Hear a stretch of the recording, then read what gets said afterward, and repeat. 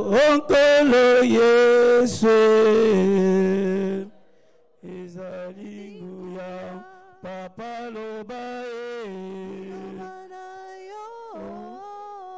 Onkolo Yesu iloba na yo ezali nguya loba liloba moko ponanga loba liloba moko ponanga nakomiko anga Yesu loba ponanga nakomiko lenga Yesu loba ponanga loba loba liloba moko papa loba loba liloba moko ponanga nakomiko anga Yesu loba ponanga nakomiko lenga Yesu loba ponanga. Amen. Yambona nyonso na pesio mbote na kombo na Yesu Masia. Na yoki malamu te soko ndimi yango pepana na mona kozali. Na ndima kozali. Ozali. Loba amen. Bien-aimé, toyende koyoka nzambe. Toyende koyoka mutu te Bible lobi na biso na Psaume 29 verset 4 kino 7. Soko tango komone te tango nzamba lobaka. Tangu ya lobaka ezala bangomba elalaka. Loba amen. Tangu ya lobaka na bangomba esaka nini ela ezolala. Tangu ya lobaka bikuke oyo kangama obakanga esaka nini efongwamaka. Tangu ya zoloba na tangu oyo ezala ba chaîne latakio ekokatana. Tangu ya lobaka bien-aimé ezala ozaki na se ya bamvutuma ekokweya. Yango na tango bien-aimé mitika epa na ye po aloba pe soit contrôle la vie na yo pe sala makambo ya kokamwa pe obima na situation na yo loba amen. Bien-aimé, sans plus tarder tozo banda na introduction pour la révision. Tu es bien te tozo na croisade na biso prière oyo tozo bela mingi les qualités et les caractères du chrétien citoyen du royaume. Bongo poso oyo tozo tala mama likambo les citoyens du ciel est spirituellement forts. Yo oyo ozali citoyen yalola ozali spirituellement makasi, ozali spirituellement fort. Ozabilemba te, ozalembele te. Loba amen. Bongo mokola lundi tomonaki avec le pasteur Dan Quentin la vie de sanctification et de consécration. Komi bulisa pe komi kaba. Bien-aimé, mon Christ, oyo azali citoyen du ciel, ya royaume, ya lola. Bien-aimé, mon Christ, nyonso, et sengeli ayeba kotambola na komi bulisa pe na komi kaba. Tolobi amen. Tokozongela ngote, tozwaki yango lundi avec le pasteur Dan Quentin. Kasi lelo tokoyekola mama likambo mosusu to sutem mosusu kasi yambona nyonso nalingi ko inviter yo tokotanga na mokana na Ephésiens chapitre 5 verset 17 et 18. Ephésiens chapitre 5 verset 17 et verset 18.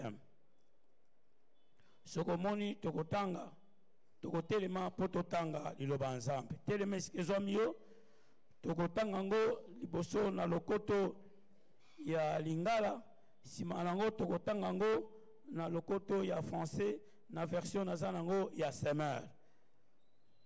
Ephésiens chapitre 5 tobandi na verset 17e Bible elobi boye bozala bazoba te kasi boyeba malamu makambo oyo nkolo Yesu alingaka bozala bazoba te kasi boyeba malamu makambo oyo nkolo Yesu alingaka. Verset 18. Bolangwa masanga te soki te bokokoma batu ya mobulu kasi botonda na molimo ya Nzambe. Loba amen. Na lombango tokei tozaka ya kotelema tokei na lokoto ya français mingi nazotanga na version nazanango ya semeur. C'est pourquoi ne soyez pas déraisonnables, mais comprenez ce que le Seigneur attend de vous. Ne vous enivrez pas de vin, cela vous conduirait à une vie de désordre, mais laissez-vous constamment remplir par l'Esprit, parole du Seigneur. Vendez si que sont mieux.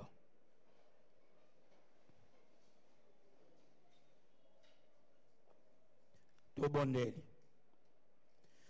Yahweh, tobelemi lisusu mokona lelo pona kokoba na croisade na biso ya prière pona kokoba na makambo linko lakisa biso lelo posa mitema na biso ezali ete yo nde loba ngayo na telemi na sa simple instrument, utilise-moi et oins-moi.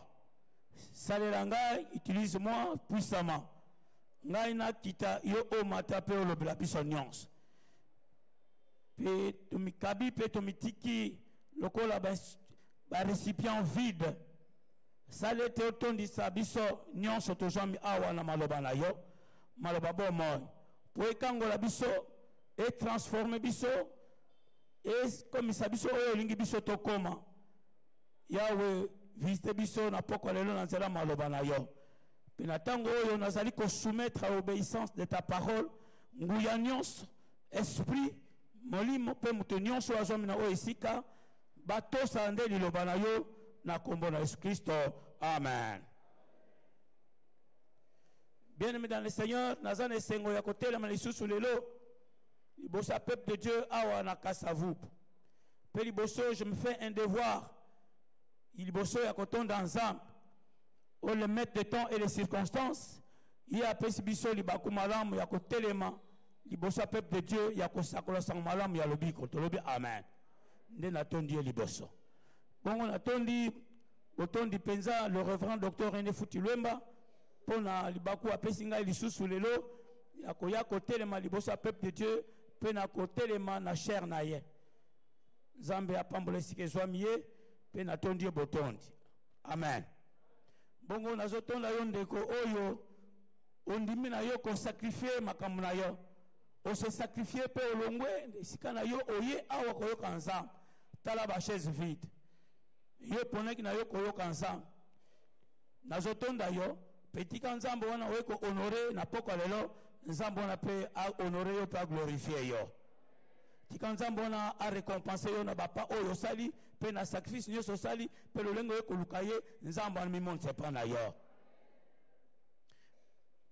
Bien-aimés dans le Seigneur, sous thème na biso lelo tokoyekola ezali intitulé le revêtement de puissance et plénitude du Saint-Esprit. Revêtement de puissance, loba revêtement de puissance. Loba plénitude du Saint-Esprit. Ah, loba amen. Bien-aimé, always ingise makoloba kotondi samananguya ya molimo mo santo. Bien-aimé dans le Seigneur, avant d'aborder notre thème, pour développer ango, na lingi liboso kolobe kopé sa mise au point. Mise au point na kosala ya liboso ezali boy. Soki moto a pesi bomone kat na Yesu a se convertir ayambi Yesu lokola mokonzi pe mobikisi. Et là, comme mon sang a liboso, il va brûler son vieil homme. A kotumba, vieil homme naye, caractère naye akala, ancien caractère naye a tumbi ango. Bongo a kozikisa, bon mon naye yakati. Son moi, il va brûler son moi intérieur et ancien. ako brûler pe ako tumba ancien caractère na yakal bongo ako bongo la ye ako transformer ye bongo akoma ekelomo ya sika loba amen waliboso il isusu ako sala nini ako dessiner caractère ya Christ kat na croyant o ya yesika azui caractère eza kat na Yesu a dessiner ngo na bomo ya croyant wana o ya ndimeli Yesu sika a dessiner caractère à Christ. Voilà pourquoi la Bible ezali ko abiso celui qui est en Christ devient une nouvelle créature.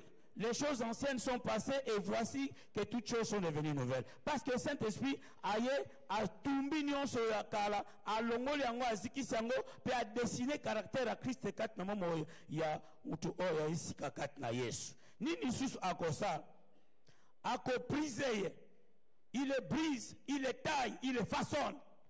Azo zoye apesi forme malonga, apesi forme kitoko, a taillé a bongisi a façonné na lolenge ya Christ. Bongo apesi forme malam oyo zambe ako sepela nango apesi forme malam. Nini susu moli monsanta kosala o ezaka ka mise au point. Poto ye bien. Azo pesa ye bambuma molimo ndenge to yekla ki dernièrement il y a les fruits de l'esprit. Bongo bambuma wana ndeko sunga ye asala musana nzambe oyo nzamba bengelai mususu nini akopesa badon spirituel mutna mutazana badon oyo nzamba pesa ye bongo Saint Esprit akoya apesi yo badon wana parce que oye kati na Yesu tolobi amen. Bongo yango que vous allez utile pour l'édification du corps de Christ et que vous allez utile pour etonga pour l'église. Yango na soko zana likabo bien aimé nzamba pesa yo ko bomba ngo pona yote ko bomba ngo na ndako na binote il faut emonana e sala mosala kat na église loba amen. Bongo ya suka awa oyo tokomi Saint-Esprit akoya acheye elembo il lui met un sceau elembo loba elembo aloba elembo acheye elembo ya nguya un sceau elembo ya puissance bien aimé ceux qui mutuaye kat na Yesu Christo Saint-Esprit ne ako qualifié pe apesi elembo ya nguya kat na bomona ye aloba amen.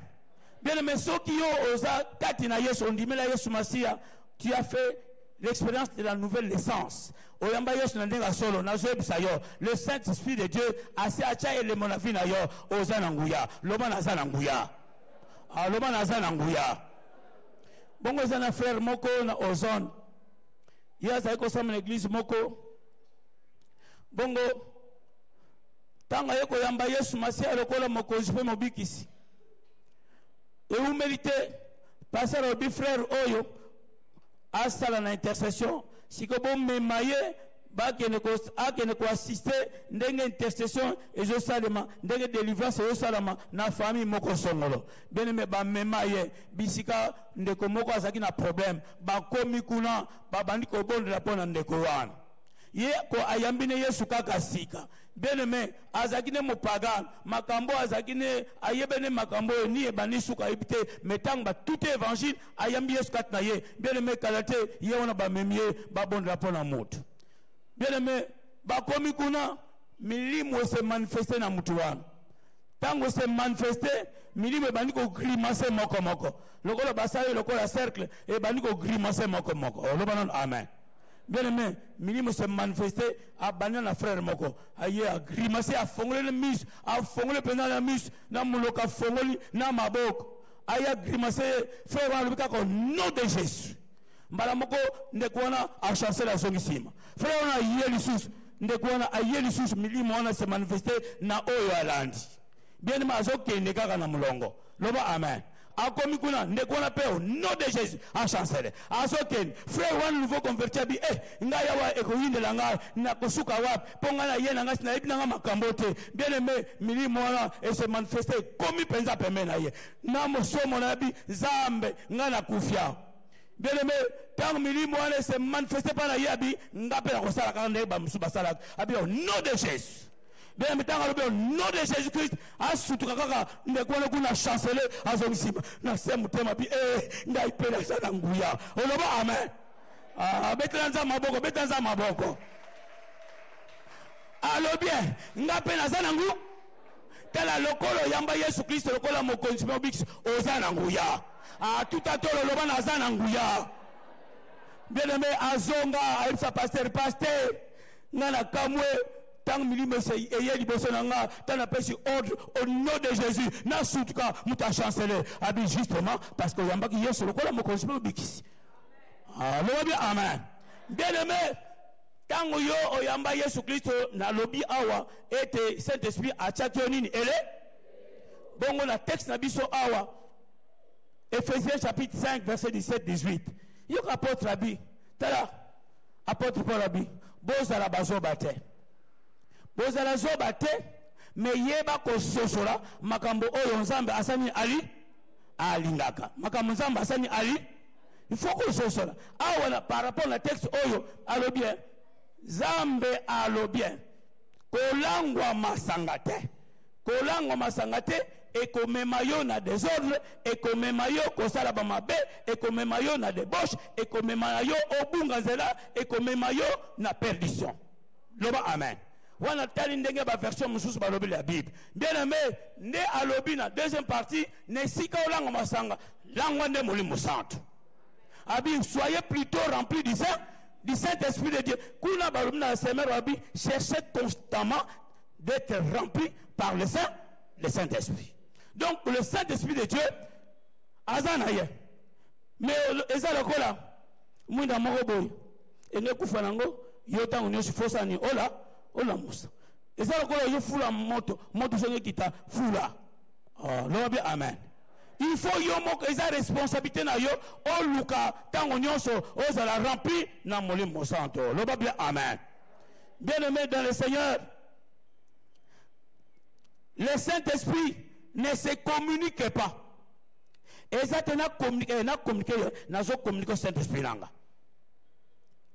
Eza na support matériel te ono lokola na pochette nanga na zo communiquer Saint-Esprit na pochette nanga. Na communiquer Saint-Esprit na bague nanga. Bien aimé, le Saint-Esprit ne se communique pas par un support matériel. Le bas amen. Si on a une solution, bien aimé, le Saint-Esprit ne se communique pas de père à fils, c'est-à-dire les héréditaires. Papa n'a pas pasteur, donc n'a pas moli mosa toi, à ton nakat nanga, pour papa zaki pasteur et zalakate. Le bas zalakate. Bien aimé, le Saint-Esprit de Dieu, exauce se communiquer na voix. Il y a sexe. Oh non, moninga sona kaboni soto na yo mbala moko zi mo msatu lukuta lobane lukuta. Loba amen. Soko mon déjà mutayi pasteur ayebi so bongo loba na ye na boyi na bo. Pour le Saint-Esprit de Dieu, yonde osa l'expérience la nouvelle naissance, bongo le Saint-Esprit à côté kat na yo. Oh loba bien amen. Saint-Esprit de Dieu azo se communiquer te na bomo ya mutu parce que au Pesimbon. Et ça m'a côté.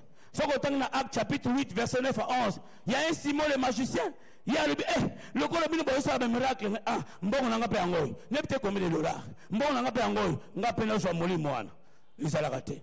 Molimo santo basomba kayete. Loba amen. Molimo santo po aya na vi na yo nzela bo moko. Nzela moko. Naza mobutu te. Nzela bo moko. Faire l'expérience de la nouvelle naissance. Loba amen. On s'allie réellement et véritablement expérience de nouvelle naissance, on se convertit au tout béni, au yambi Yesu Masia, le kola mokonzi mobix na vie na yo, ne le Saint-Esprit est là. Loba bien amen. Bien aimé, le vrai chrétien né de nouveau, nazo va bien. Le vrai chrétien né de nouveau, citoyen du royaume, et Seigneur na ye constamment à l'ukaratango nyonso azala rempli na moni mosa. Balinga menanga awa na kusatarde kunate mais na kopesa quelques conditions pour osala rempli du Saint-Esprit.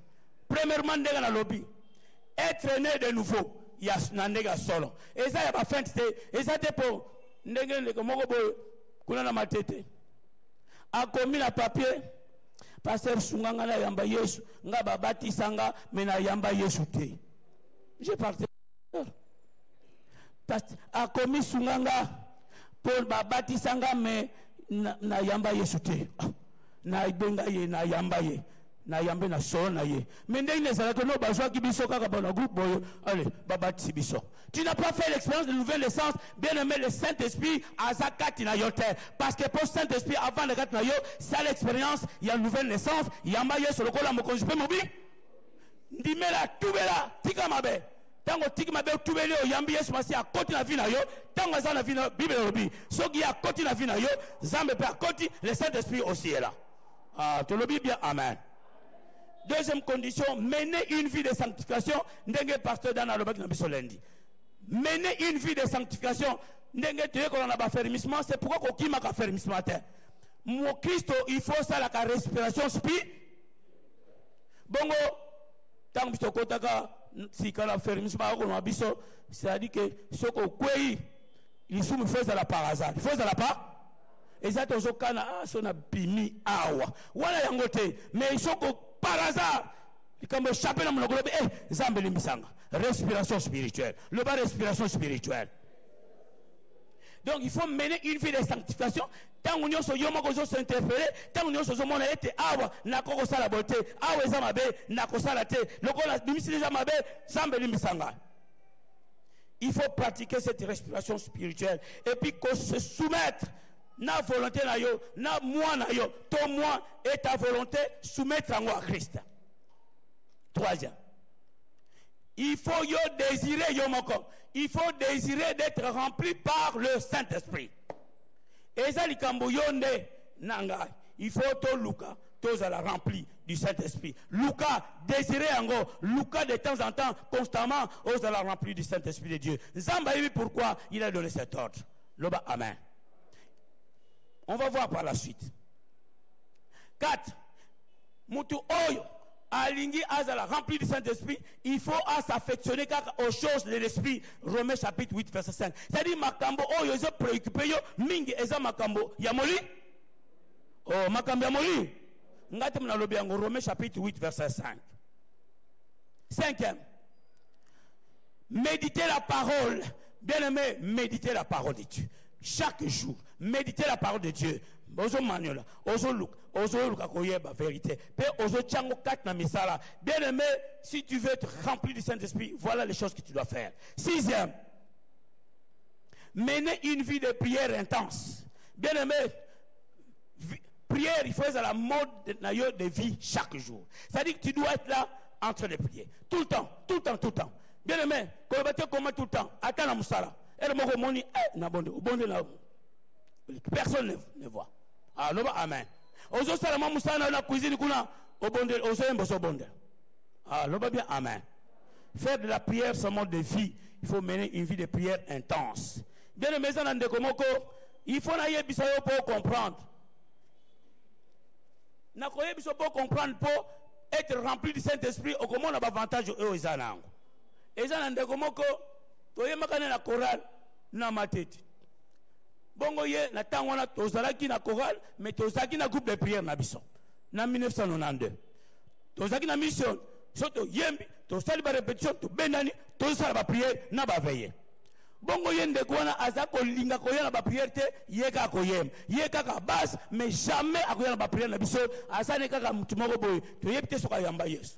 Un bon jour nanda kuna za kufutula asutra boy amona manifestation ya milimo to ebite ndenge na mona po aloba kaka bongo bien aimé na moni kaka manifestation milimo boy il s'est souvenu abia ba benga na kana koma na Yesu abia na yoka il faut benga na koma na Yesu. Allez maintenant na zo benga na koma na Yesu. Allez a benga yo demo bima na koma na Yesu.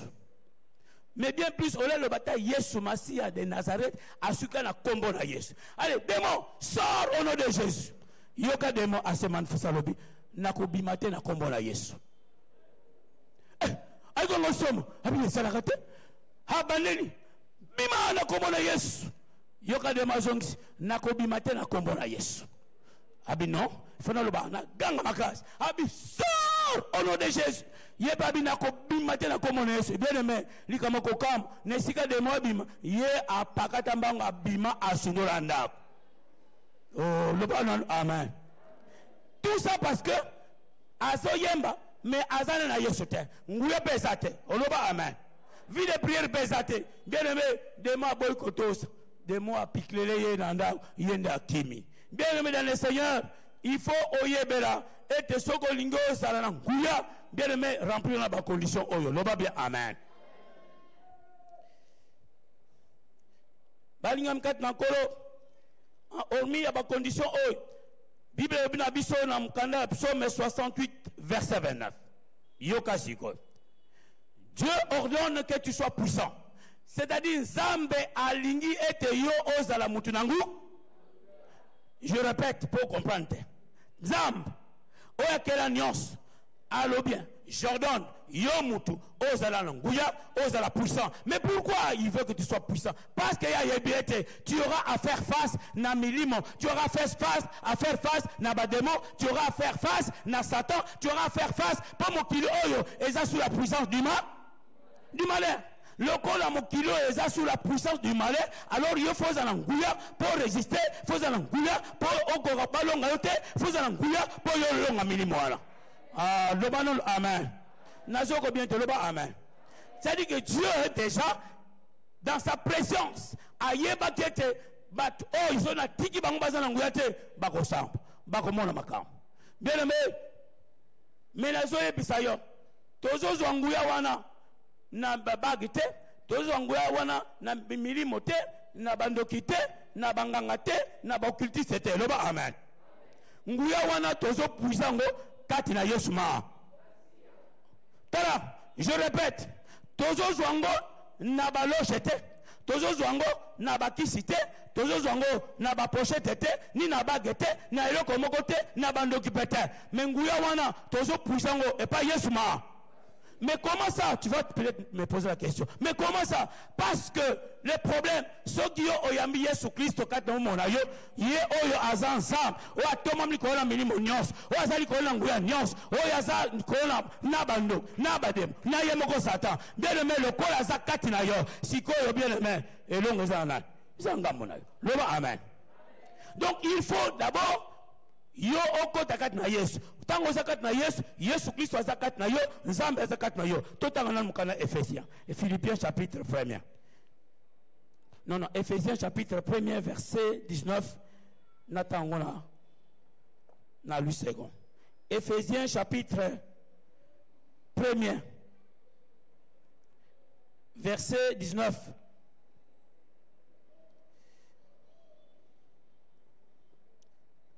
Totangi na kombola Yesu. Tokotanga kino verset 22. Bible Bible. Et quel est envers nous qui croyons l'infinie grandeur de sa puissance, se manifestant avec efficacité par la vertu de sa force. Il l'a déployé en Christ en le ressuscitant des morts et en le faisant asseoir à sa droite dans le lieu céleste. Au-dessus de toute domination, de toute autorité, de toute puissance, de toute dignité et de tout nom qui peut se nommer non seulement dans le siècle présent, mais encore dans le siècle à venir. Loba, amen. Verset 22. Il a tout mis sous ses pieds. Il a tout mis sous ses pieds. Loba, amen. Zambona alingi ozala nguya, pote soko ozala nguya, na milimo bakozala sema kolona yo. Tala, ezala milimo ezala bilima, ekozala wapi na se? Pourquoi ils ont laissé ma colonne? Parce que Jésus Christ a zakati na yo. Le kola milim, ba domination, ba principauté, oyonyo so ba dignité, ba zana se ya ma colonne ye le kola zakati na bon na yo. Et ça simple syllogisme. Ce n'est que logique. Pour te le kola zakati na yo, milim wapi, ba za wapi na se? Aloba eza na se ma colonne. Aloba bien amen. Ozo comprendre bien aimé. Et que ce que vous d'abord yambi Yesu Masia na vie na yo, c'est-à-dire otoni sam na nguya bongo tango nyonso ozotoni sam na nguya bien aimé na milimo na esprit na bilima ezala mai ezala zam ezala de l'espace ezala en l'air nazo yebisa yo nyonso ezala sama kola na yo yango na fait Tshisekedi alobaki na ye tokonyata bango lokola ka alors loba amen. Siko tozonyata bango lokola ya sate biso tozonyata ngo na kombo na Yesu Kristo po bazana seya mako. Oh, loba amen. Toko nyatango toko tika bango te loba amen. Tala oyo nyonso ezotungisa bomona yo. nyonso ezotungisa âme na yo ezotungisa libota na yo oyo elelisaka yo nazoyebisa yo yo oza likolo parce que Yesu Kristo avandi kati na yo lolenge moko Yesu Kristo atombama likolo na nguya nyonso atoma likolo ya milimo nyonso yo mpe otombama oza likolo ya milimo wana mpe ozoniata yango olobi amen. Bien-aimé, notre puissance, notre force oyo nango tozwi yango kati na Yesu Masiya ye oyo aza nzambe na nguya loba bien amen. Ye alobaki yo kazoloba na Jean chapitre 16 verset 7 tanga ye na sena mo alobi il est avantageux que je parte, il est avantageux que je m'en aille et sengeli nga na akende soki nga na kei nde na kotinda bino mosungi molimo santo loba amen. Il est avantageux bongo tango wana tango ya kei bien-aimé aye kotinda akokisa mi promesse na ye na Acte chapitre 1 verset 8 pe molimo santo akita loba amen. Bien-aimé soki molimo santo akita na eleko wana akitela bango mais nazoyebisa yo mpo na yo aza kati na yo. Tala je répète beaucoup socialité tala molimo santo akitela bango ntango wana na Pentecôte mais nazoyebisa yo yo oyamba Yesu Masiya molimo santo aza kati na yo bongo nguya wana na nguya wana oyo seksa Yesu Masiya na bawa nguya wana eza kati na yo nguya wana oza na nguya oza na makoki ya kosala makambo ya kokamwa bakoluka basala mabe bakolonga te po oza likolo loba amen. Tala ata bakangeli yo lukuta okobima tala ata bakundi na yo okobi Yesu Masiya nega kufa se kwa bima yo pese kwa ata bakundi na yo okobi loba bien amen. Po ozana nguya loba na zana nguya. Bien-aimé dans le Seigneur, mais être rempli du Saint-Esprit de Dieu, je le répète, est sa responsabilité na yo. Yebsa moninga na yo. Koton sa molimo mosanto est sa responsabilité na yo. Oyamba Yesu Masiya c'est vrai, c'est bon. Oyamba Yesu Masiya lokola mokonzi c'est bon. Molimo santo 24 na yo, mais être rempli du Saint-Esprit de Dieu. Qu'on soit plénitude de molimo santo et ça des responsabilités na yo chaque jour. Il faut rechercher. Loba il faut rechercher. Bien aimé, tango nyonso rechercher autonome sama na molimo santo. Po tala omoni contexte ya mboka na biso komi lokola match kwata. Loba match kwata. Est-ce que vous match kwata? Bamsuba yebite. Tala match kwata. Na Brazzaville balobaki tika nyoka eleka zairwa alekate bale eleka zairwa alekate tala ndenge satana tala lipambulo elekate amone okobonga te ekolekate lokoza match kwata il faut tonta mananguya pour te résister otonta nanguya pour barrer action la bango loba amen. Soki azo telemela yo azo pekso koleka yo ozana nguya pour la ko pikola ye pour la ko telemela loba amen. Bien-aimé, nazo yebisa yo, j'étais en train de prêcher à midi là-bas en ville. Nazo yebisa yo, moni li pamboli et se bisaka batute. Sonzamba zo pambola yo, batu ba sepela kate. Siko bakuluka bacha bakal, mais siko po yo oko ko telemela action bango, foza nangu. Soko za nangu ya te bien bakolonga yo. Bon mutu alingi te yo bonga. Mutu alingi te yo swa. Mutu alingi te obala. Mutu azolinga te yo obota. Mutu azolinga te osal. Bien aimé, oyo makamande nini oyo. Ezala batu mususu. Tala mutu azune musala abandi kolela. Bon, oleli nini? Azolela pa nini? Ya abongi ndenge nini? Oh, wana pe yango ifolela. Bon, ndeni ya somi mutu wakomolela. Est-ce que zalaka? Bon, mutu atomi ndako na yo pango na yo mutu pese mbo. Bien aimé, ezana batu na sena moyi oyo bakuluka batelemela yo yango nzamba lobiete nazolinga yo zatsama nangu nanguya potango latsama nanguya tala ataba cheba obstacle ekolo tang bat bazoya na nzela bachele obstacle tala tozolongolango tala tang bapikami na nzela bacheba kali folo oh loba ya amen. Tala nazo yebisoli kam moko ezana ndeko moko pasteur moko na kene kotana na ozone na eleko wana bele mena mon na yokanga moko farafara azo yebisa ye makam na moni na koti prison na sali 2 semaines bongo na saki nini satana kaka lukinga kaka boye kaka na peta joye azo lekena na nzela jeune fille moko boye ayebisi tellement mbali le tambola lokola mbali te ya talie boye amoni no akipete.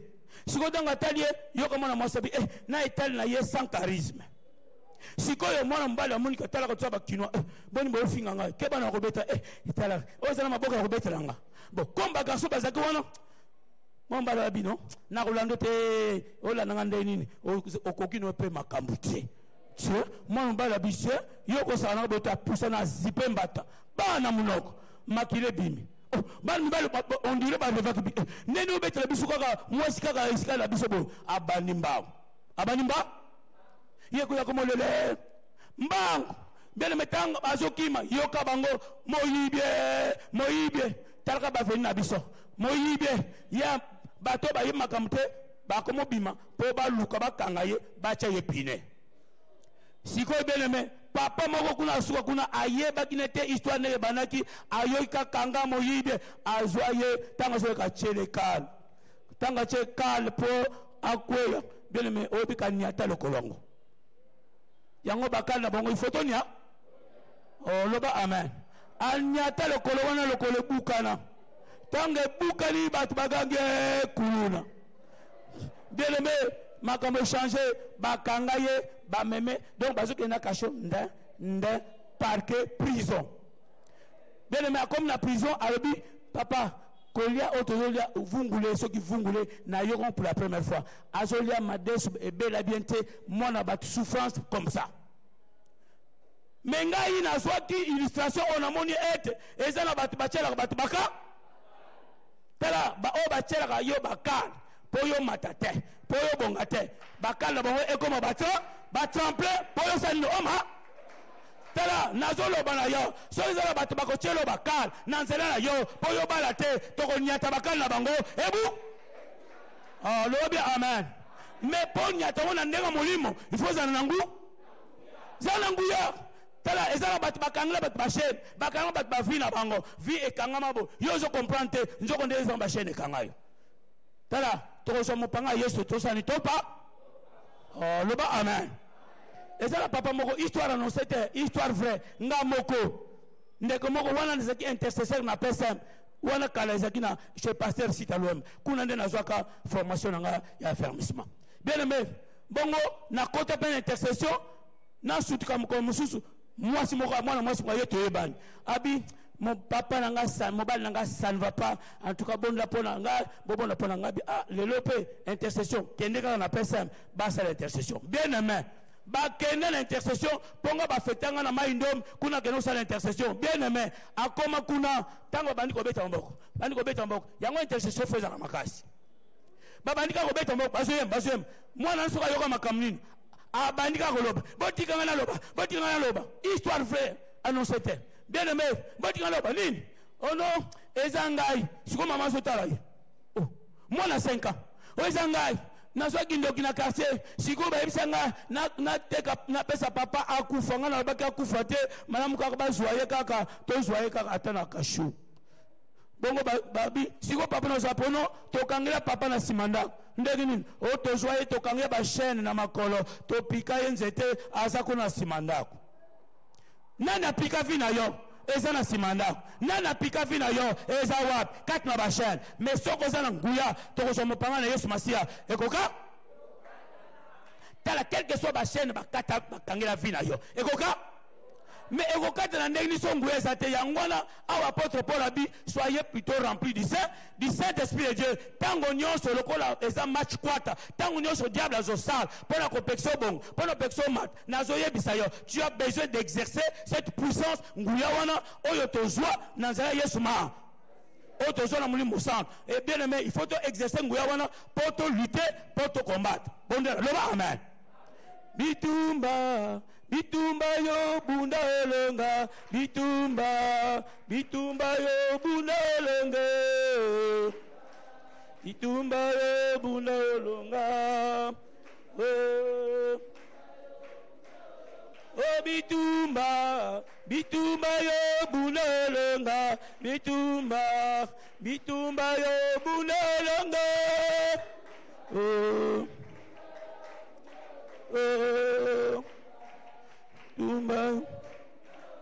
loba amen bien-aimé po olonga na bituma nyonso il faut tonsama na nguya bongo soko tonsama na nguya na bademo bakotosa yo Tela, okopesa ordre na bandoki bakotosa. Okopesa ordre na milimo bakotosa. Okopesa ordre na malade eko stopper. Okopesa ordre na célibat eko s'arrêter. Okopesa ordre na échec eko s'arrêter. Milimo nyonso etungisaka yo, okopesa ordre eko tosa. Mais il faut exercer puissance. Exercer puis il faut exercer autorité. Le bas autoritaire. Autorité de Zungo na Yesuma. Après ça, biso na gomba Golgotha. Le bas amen. Siko, est-ce que yo na tout na nan? Est-ce que ça rempli de cet esprit? Tout de temps en temps. Mais diable a ça la herniance. Il y a ça de temps en temps. A ça la chaque jour, chaque instant. Si vous avez besoin chaque jour, chaque instant, vous avez la remplir de ça. Tika ba distraction inutile. Tika na wechep so wechep. Tika na. Tobo ite ermo tali ermo bimina. Tika na makambo Facebook ba anda ukota ki Facebook. Na pongi ozo bunda na kaka boy na pongi na ozo bunda na kaka me ermo ko ina no récupérer. Tika na distraction. Loba amen. Tika na distraction la novelas. Luka oza la rempli de Saint-Esprit. Tala novelas va nan pemben. Tika na makambo film. Tika na makambo na. Bien aimé, Luka oza la rempli de ça. Pour diable azo bunda ernos azo luka tang ni yoka bilobi. Le diable rôde comme un lion rugissant et cherchant qui il dévore. Si quoi le quoi y a azo la terre azo nimbate azo luka mais akokuta yo sa distraction. Mais c'est grave. Yana makambo zo tambolate. Mais les lois, na lingo prendre conscience. Prends conscience et te diable azo se prend pas mon hôtel. Bangula na yo, ba se prend pas mon hôtel. Yo oza besoin auto sama nguya molimo santo pour faire face na bangula, na bilombe, na ba homme fort, na ba géant, o ba zo telema na yo, o ba za na zela na yo. Siko gumana mtu na yo. Est-ce que vraiment tu es rempli du Saint-Esprit ou bien de temps en temps? Ce que tu n'es pas rempli du Saint-Esprit de Dieu aux actes de temps en temps rempli de l'Esprit. Le banzambe yokelanga maolimbisanga. Bana kutubelana le banzambe limbisanga je million plus na makambo pamba pamba na ba futilité. Ezo me mangaka na perdition, ezo me mangaka na bunga, ezo me mangaka na désordre. Yawe sunganga limbisanga bana ko bondela benema bana ko tubela bisika oyo omipesa penzate oluka nzambe te oluka komitoni sanguya na nzambe te na mulimo santo te bondela tubela to bonna kombo na sumasia.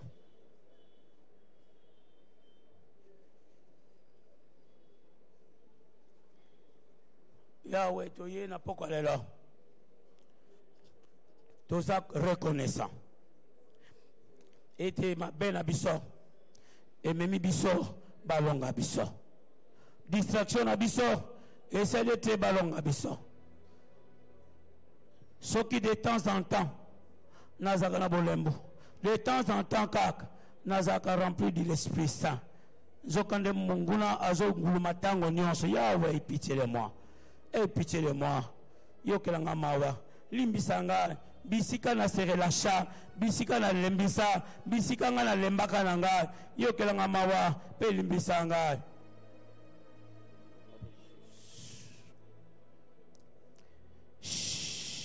Bien aimé, ingo bondela, nzamba la musabo motono ya kati na mabonde. Loba nzambe la musabo motono ya kati na mabonde. Na koma muta mabonde, mwasha mabonde, mobali mabonde, mwana mwasha mabonde, mwana mbale mabonde. Bana ko bondela bien aimé. Bonde pona yo moko. Nzamba sunga yo. Ala musabo motono ya kati na mabonde li. Okoma muta mabonde li. Po balonga yote.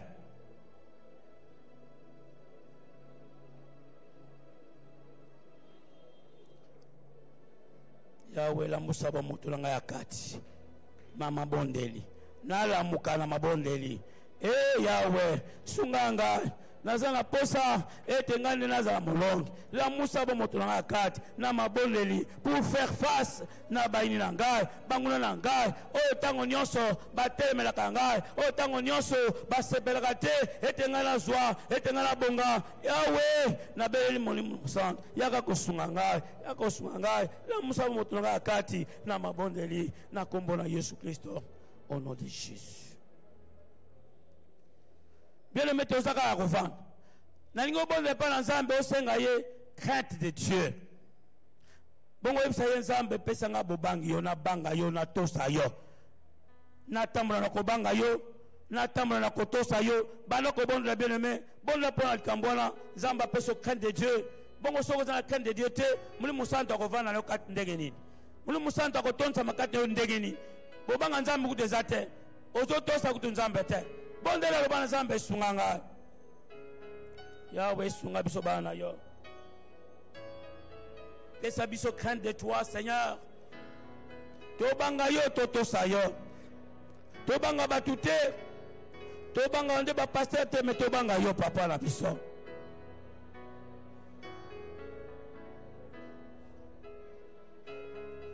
Bondela bien mais bondela.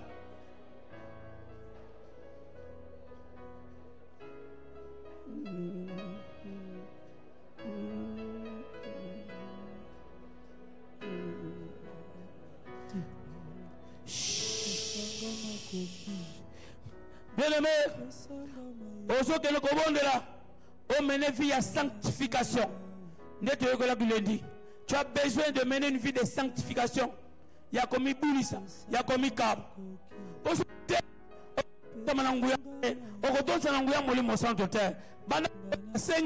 Nzamba sunga yo otambola na komi bulisa otambola na vie ya sanctification na vie ya komi kaba na vie ya se consacrer bana ko bonde la bien-aimé na ko defse maloba te bonde la pa na nzambe na yo loba na nzamba sunga yo otambola na vie ya komi bulisa ya ko se sanctifier ya ko se consacrer pa na nzambe na biso pesanga makoki pesanga mayele ngana salela yo bondela bondela bondela makasi pesanga makoki pesanga mayele ngana salela pesanga makasi pesanga makoki pesanga mayele bondela bondela bien-aimé kusalela yo Zamba sunga yo mène vie de sanctification. Viens comme il boule ça.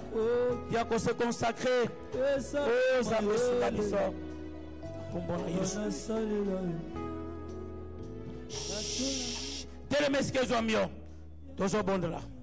Telema bien-aimé. Bien-aimé telema to bondela.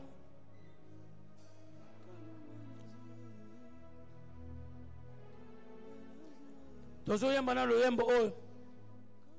Yawe tondisanga na kondima, masia mwana na nzambe, tondisanga na kondima. Tozo yembe longo na bande kona biso, ete nzambe tondisa biso na kondima. Yawe tondisanga na kondima, masia nzambe na nguya, tondisanga na kondima Yesu. Yawe tondisanga na nguya. Yemba yemba tondisanga na kondima tondisanga na kondima basi ya nzambe na tondisanga na kondima Yesu yawe tondisanga na kondima basi ya nzambe na tondisanga na kondima yawe tondisanga na kondima basi ya nzambe tondisanga na kondima Yesu yawe tondisanga na kondima basi ya nzambe tondisanga na kondima tulule tulule tulule tulule Zambi wa moyo tulule Papa ni wa moyo Papa ni wa moyo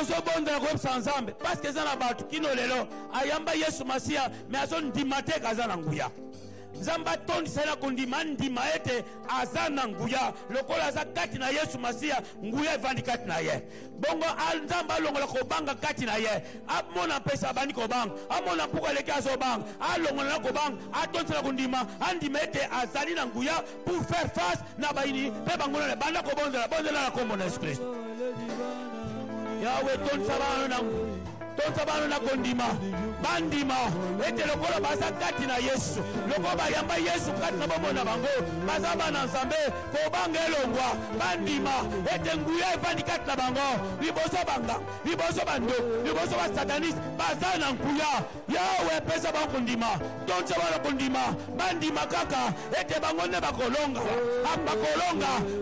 bango te baza balongi bandima kaka Oh, bondela Yawe longola kobanga na banga le côté na banga bandoki te na banga ba sataniste te na banga bokilise te bonga na tota na nguya oyo fandi kati nanga yo nzambe na nguya o fandi kati nanga longola kobanga pesa nga assurance pesa nga kondima bakisa nga kondima na ndima kaka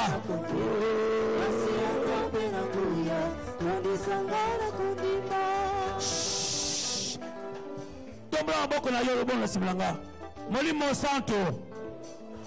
Santo ngana ndimi koza nzambe ngana ndimi na nguya na yo osekisa Yesu Kristo kati na bawa yango nazo ndima lokola naza mwana nzambe naza na nguya lelo yo nazo senga na yo otondisanga lisusu na nguya na yo nazala rempli du Saint-Esprit ale banda kobonda bondela nzamba tondisa yo na nguya na ye ozala rempli du Saint-Esprit plénitude du Saint-Esprit nguya na nzambe elata yo na kombo na Yesu Kristo yelo yo nguya na nzambe nguya na mulimu na yo elatanga Molimo Santo tondisanga na nguya na yo yaka tondisanga na nguya oyo osekisa Yesu Masiya kati bawa na tondisama na nguya na yo bonga naza ya nzambe naza mwana nzambe yo vandi kati nanga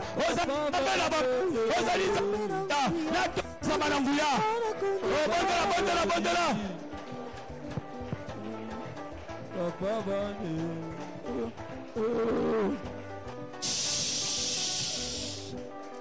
Siko bien-aimé, ozokende kobondela, ozoloba, ete kobanda lelo, bakolonga lisusu te, bakolonga libotala te, biso nde balong, ngane molong, na bituma nyonso, ezala butu, ezala moy, ngane molong, ete maboko bondela, na kombo na Yesu Kristo, Yawe lelo yo, nazo deklare, kobanda lelo, na bituma nyonso, ezala butu, ezala moy, ekoyela ngai, ngane molong, ngane na molong, na kolonga, bituma nyonso, ezala butu, ezala moy, bituma nyonso, oba kuempoze nga, oba kuempoze libotala nga, ngane molong, na kombo na Yesu, bakolonga nga te, bakolonga bana nga te, bakolonga libotala nga te, ngane molongi, o bondela, balonga yo mokolo moko te, balonga yo te, na kombo na Yesu Kristo.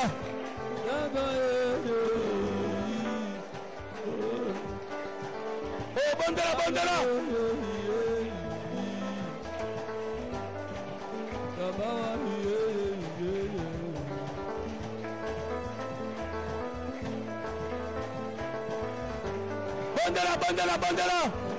Tondisanga na kondima Yesu,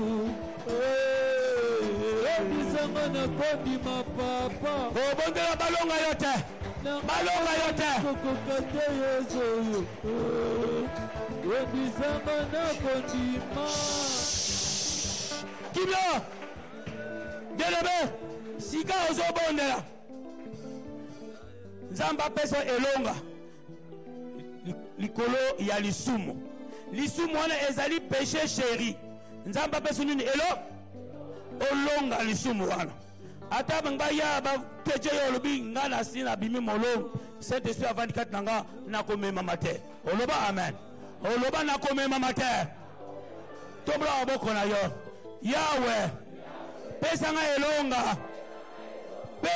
elonga oyo kokisa na gomba Golgota na ekulusu na yo elonga liboso ya ekoba elonga liboso ya masumu nyonso ezala moyibi ezala bakanda ezala kindoki ezala lolendo ezala lofundu ezala kindoki ezala bonganga nalonga banda kobonda nzamba peso elonga ikola lisumu wana ezala ekobo ezala kindumba ezala milangwa apeso elonga oh yawe pesa na elonga balonga ngate na mema mate nina milangwa na mema mate nina kindoki na mema mate nina boyibi na mema mate nina kindumba nina ekobo nina adultère na mema mate oh bandala bandala oh mema mate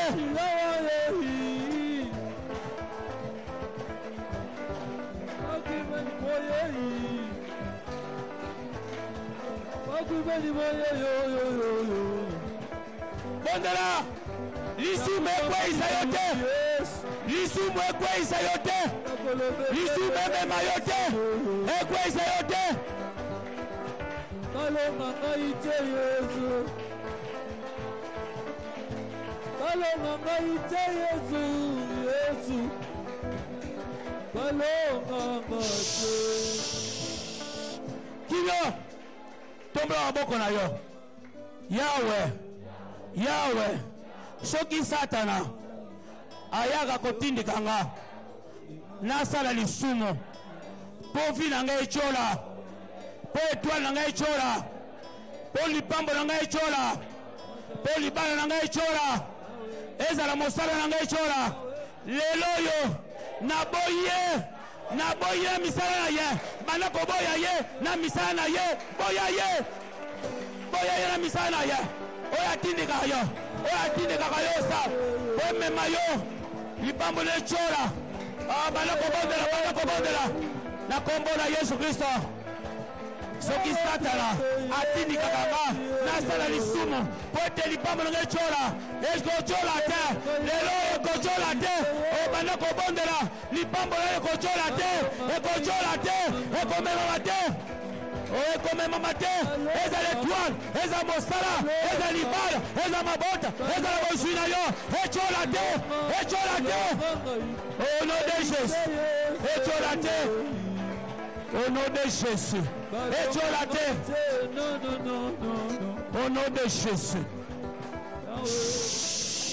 bien-aimé le ballon amen tala ta mosusu déjà lipambo na ecola lelo oyo tozoki na korécupérer yango loba bien amen sata aza mabe yo ozomona eza avantage te nzoko nde posa na ye lipambo lelo esani eco mais nazoloba na yo à cause ya nguya oza nango lelo tozokota avec Jésus bisika nyonso ekena toreki loba amen tombola maboko na yo yawe lelo yo nazokota avec Jésus Christ bisika nyonso bamema lipambo na nga eza na se na mai eza na se mabanga eza na se bangomba eza na se bavale eza na se bakoline lelo yo nazokota nazorekipere oyo nyonso yanga na mosala eza libala eza la bosui eza la sante na nga ale bana korekipere